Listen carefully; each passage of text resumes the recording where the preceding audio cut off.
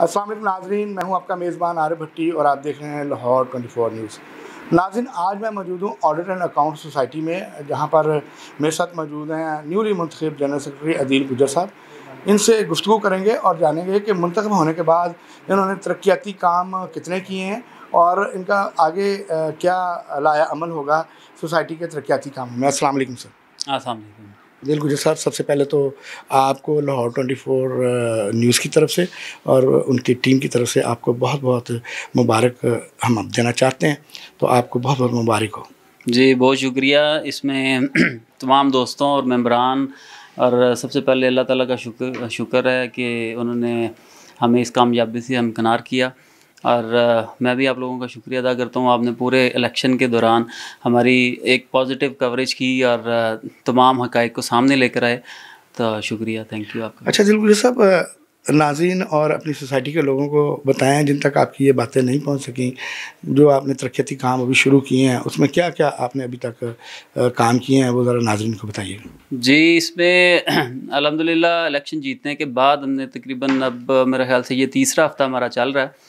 तो उसमें सबसे पहले हमने ये समझा कि सिक्योरिटी के इश्यूज़ बहुत ज़्यादा गंभीर थे यहाँ पे और सीवरेज के इश्यूज़ थे बहुत ज़्यादा।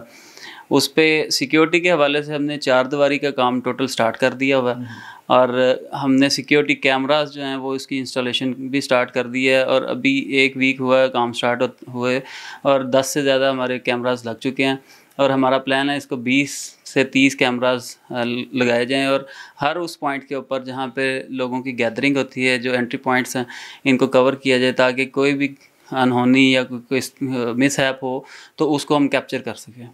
इससे पहले सिक्योरिटी के मामले के हवाले से इलाके में क्या कोई इस तरह की कोई डकैती, चोरी या कोई इस तरह की वारदातें होती रही हैं जिसकी वजह से ये आपको ज़रूरी समझते हैं कि कैमरे लगने चाहिए? जी, सिक्योरिटी जो है वो हमेशा से ही हम लाहौर में इशू रहा है और यहाँ पे पर्टिकुलरली इस एरिया में देखा जाए, वलेंशिया टाउन है, आईपी है, तो डिफरेंट वारदातें वगैरह होती रहती हैं और आजकल पर्टिकुलरली इस वजह से हमने ज़्यादा ज़रूरत महसूस की कि आजकल ये ईद के दिन है, तो ईद के दिनों में आपको पता है ये वारदातें, लोग शॉपिंग्स के लिए निकलते हैं, उनको प्रोटेक्शन देना हमारा फ़र्ज़ है। तो इस वजह से हमने कहा कि ईद के दिनों में लोगों को ज़्यादा से ज़्यादा प्रोटेक्शन दी जाए, तो इस हवाले से हमने यही सिक्योरिटी कैमराज हैं, हमारी सिक्योरिटी को अलर्ट किया और इसमें मज़ीद भी बेहतरी लाने के लिए हम प्लानिंग भी कर रहे हैं और काफ़ी चीज़ें हम कर भी चुके हैं अभी तक। और क्या तरक्याती काम होंगे उससे भी थोड़ा सा आगाह करेंगे? जी, इसमें हमारे 2 फेजेज़ हैं, इसमें फ़ेज़ 1 है, फ़ेज़ 2 है। फ़ेज़ 1 के हवाले से सीवरेज का सबसे बड़ा मसला है, वहाँ वो हमने वासा के साथ ऑलरेडी टेकअप किया हुआ है और पिछले कोई 10 दिन से हमारी वासा की टीमें यहाँ पे काम भी कर रही हैं और इमीडिएट रिलीफ देने के लिए हमने सीवरेज के इशू को रिजॉल्व काफ़ी हद तक किया भी है और इसके आउटर के लिए हम मज़ीद भी काम कर रहे हैं। बाकी रोड्स के इश्यूज़ हैं, स्ट्रीट लाइट्स हैं, स्ट्रीट लाइट्स ऑलमोस्ट हमारी कंप्लीट हो चुकी हैं। विदिन 15 डेज़ जब से हम आए हैं हमने स्ट्रीट लाइट्स तकरीबन हर स्ट्रीट लाइट ऑन कर दी है।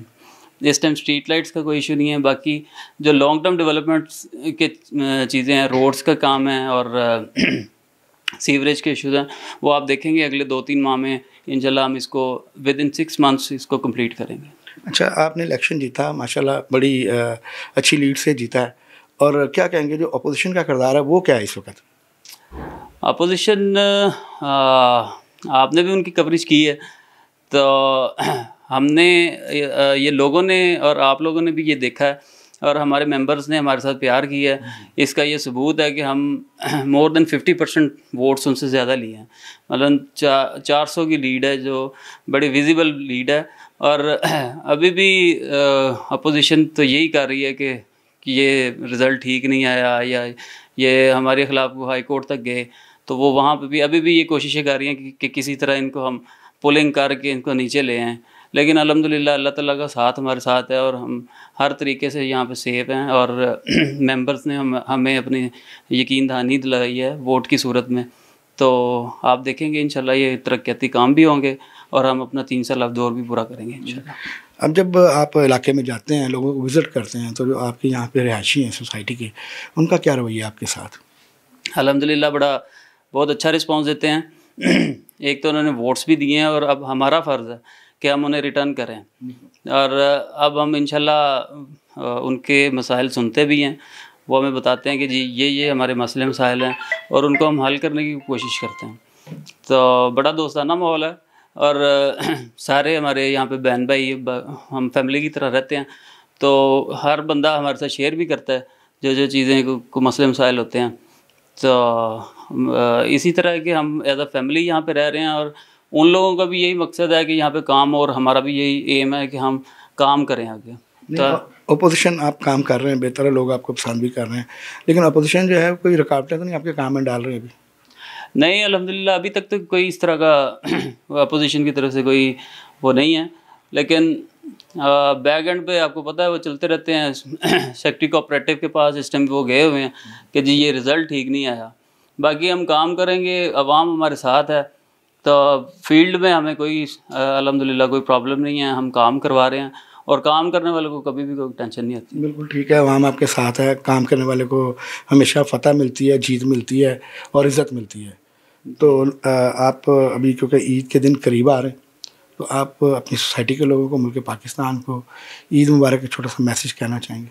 जी, मैं तमाम पाकिस्तानियों को और पर्टिकुलरली अपने ऑडिट एंड अकाउंट्स के तमाम मेंबरान को, तमाम फैमिलीज़ को अपनी एमसी की तरफ से दिली ईद मुबारक कहता हूँ।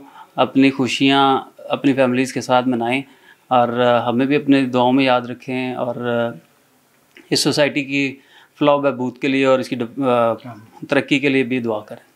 बिल्कुल ठीक है। ये थे जी अदील गुजर साहब, ऑडिट एंड अकाउंट सोसाइटी के जनरल सेक्रेटरी। इसी के साथ मुझे और अदील गुजर साहब को इजाज़त दीजिए। अल्लाह निगहबान।